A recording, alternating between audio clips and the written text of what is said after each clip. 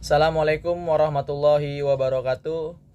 Perkenalkan, nama saya Fristiawan dari kelas Paralel 3 dengan NPM 41189119119018. Di sini saya akan membuat video tugas UAS dari mata kuliah Sosiologi Olahraga.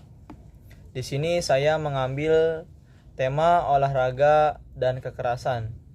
Karena pada tahun kemarin sempat booming juga di Indonesia soal kekerasan, yaitu tepatnya di Stadion Kanjuruhan di Kota Malang yang mengakibatkan banyak nyawa manusia yang melayang. Baik, di sini saya akan menjelaskan tentang olahraga dan kekerasan. Olahraga merupakan aktivitas fisik seseorang yang dilakukan atas kegemarannya dengan berbagai tujuan dan menggunakan peraturan untuk memperlancar jalannya kegiatan.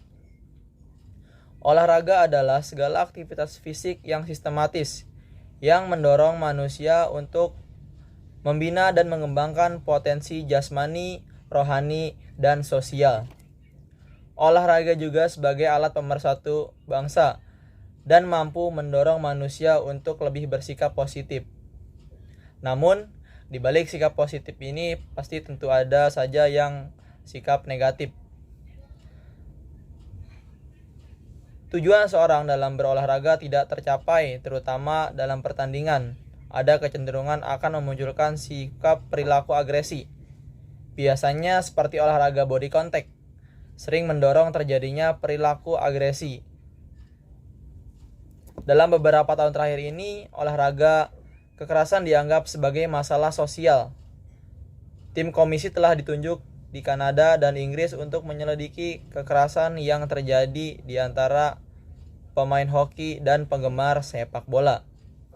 Selanjutnya, olahraga di negara Indonesia akhir-akhir ini banyak menjadi sorotan, khususnya di bidang sepak bola, karena olahraga ini bersifat universal, sehingga tidak salah apabila animo masyarakat sangat besar terhadap olahraga sepak bola. Tetapi animo masyarakat yang besar ini justru dapat menimbulkan kontroversi. Contohnya pada kasus yang terjadi kemarin, yaitu para supporter Arema melakukan kerusuhan di dalam Stadion Kanjuruhan Malang, sehingga aparat pun bertindak tegas. Akibatnya banyak nyawa melayang di daerah Malang, tepatnya di Stadion Kanjuruhan. Hampir setiap ada penyelenggaraan pertandingan sepak bola, di situ pula terjadi kerusuhan. Kerusuhan dalam sepak bola adalah salah satu contoh yang menggambarkan tindak kekerasan dalam pertandingan olahraga. Pemain-pemain yang agresif sangat diperlukan untuk dapat memenangkan pertandingan, seperti dalam olahraga sepak bola. Tetapi sifat dan sikap agresif apabila tidak terkendali dapat menjurus pada tindakan-tindakan yang berbahaya, melukai lawan, melanggar peraturan, dan mengakibatkan kekerasan pada pertandingan olahraga, sehingga mengabaikan sifat atau sikap sportivitas pada olahraga. Di dalam olahraga dan kekerasan, yaitu ada agresi dan kekerasan. Sasaran utama kegiatan olahraga adalah fisik dan psikis, sehingga dalam beraktivitas sangat menguras tenaga dan pikiran para pelakunya. Hal ini terbukti jika seseorang sedang berolahraga, dirinya dapat melupakan sejenak beban kepenatan pikiran, minimal selama waktu aktivitas olahraga, dan hanya merasakan kegembiraan selama berolahraga. Olahraga merupakan salah satu cara yang efektif untuk mendorong masyarakat dalam mengontrol berbagai perilaku agresi yang tidak diinginkan, sebab penyelenggaraan suatu pertandingan olahraga selalu melibatkan banyak orang atau kelompok.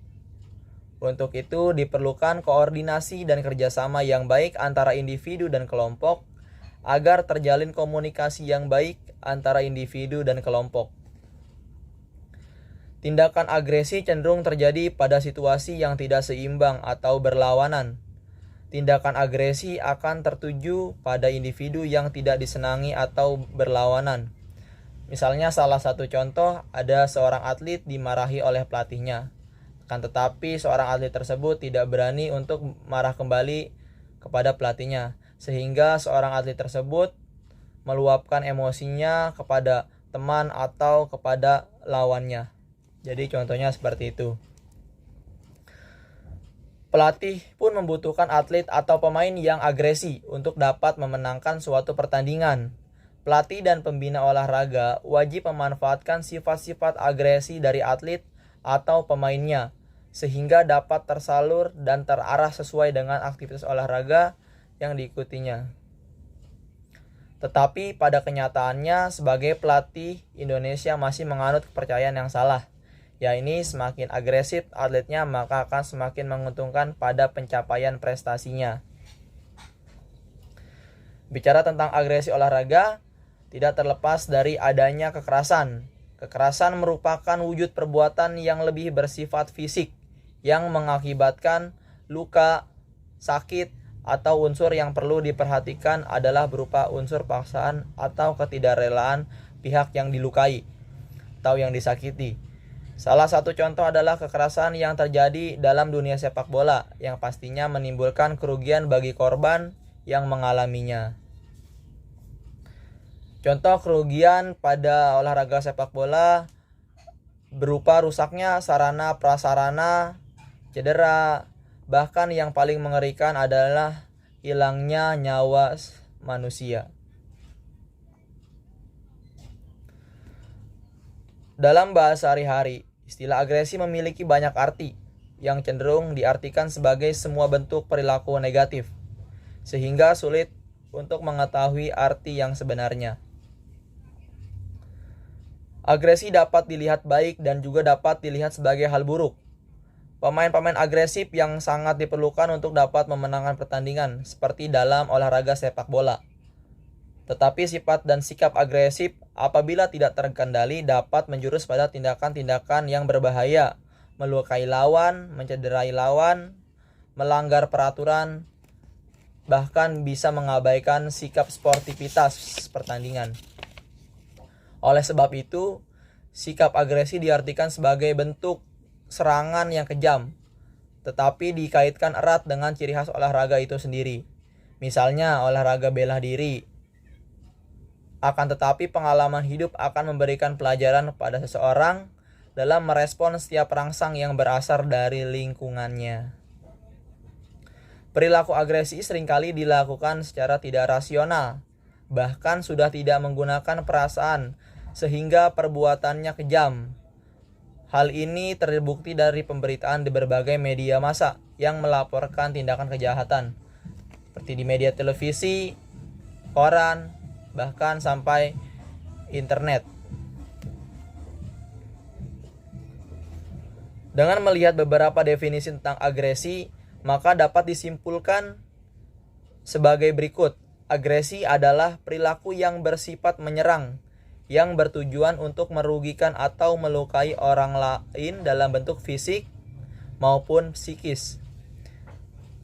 Berikut ini beberapa teori-teori agresi. Yang pertama itu ada yang namanya teori naluri atau instinct teori. Tindakan agresi dipandang sebagai dorongan yang dibawa sejak lahir. Yang kedua ada teori agresi frustasi, frustration aggression theory. Teori ini menyatakan bahwa frustasi selalu menyebabkan tindakan agresi dan sebaliknya, keagresifan selalu disebabkan oleh frustasi. Yang ketiga, teori belajar sosial. Teori ini berpandangan bahwa tindakan agresi adalah sebuah respon atau perilaku yang dapat dipelajari, bukan karena adanya dorongan, naluri, maupun frustasi. Oleh sebab itu, tindakan agresi akan mendorong tindakan-tindakan agresi lainnya. Yang keempat, ada teori revisi agresi frustasi. Teori ini menggabungkan elemen-elemen dari teori agresi frustasi dengan teori pembelajaran sosial.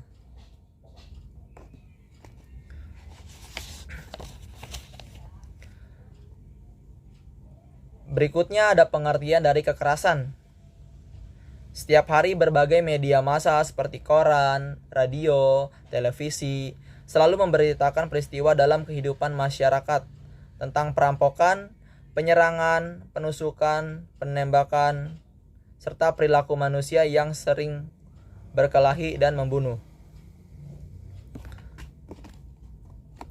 Kekerasan berasal dari bahasa Latin, yaitu violentus yang berasal dari kata vi atau vis yang berarti kekuasaan atau berkuasa, merupakan sebuah ekspresi baik yang dilakukan secara fisik ataupun secara verbal yang mencerminkan pada tindakan agresi dan penyerangan pada kebebasan atau martabat seseorang yang dapat dilakukan oleh perorangan atau sekelompok orang.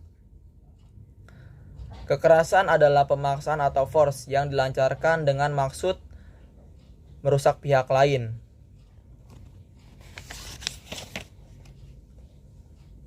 Namun tak jarang pula tindakan kekerasan ini terjadi sebagai bagian dari tindakan manusia untuk tak lain daripada melampiaskan rasa amarah yang sudah tidak tertahan lagi olehnya. Perilaku kekerasan salah satunya merupakan kegagalan sistem pendidikan yang diterapkan selama ini. Sistem pendidikan nasional yang di dalamnya mencakup Penjasorkes selama ini lebih memfokuskan pada ranah kognitif dan psikomotor. Selain itu, seringkali tindakan kekerasan juga muncul serta secara spontan pada olahraga. Spontan ini tujuannya tidak jelas. Kadang kala ditumpangi oleh kepentingan pihak-pihak tertentu yang sengaja ingin menciptakan kekacauan dalam pertandingan olahraga. Kekerasan pun sering disalahartikan oleh atlet, sehingga ada kecenderungan atlet akan bermain menjurus ke tindakan kasar atau mencederai lawan. Contohnya, tindakan seperti yang booming kemarin itu, supporter sepak bola melakukan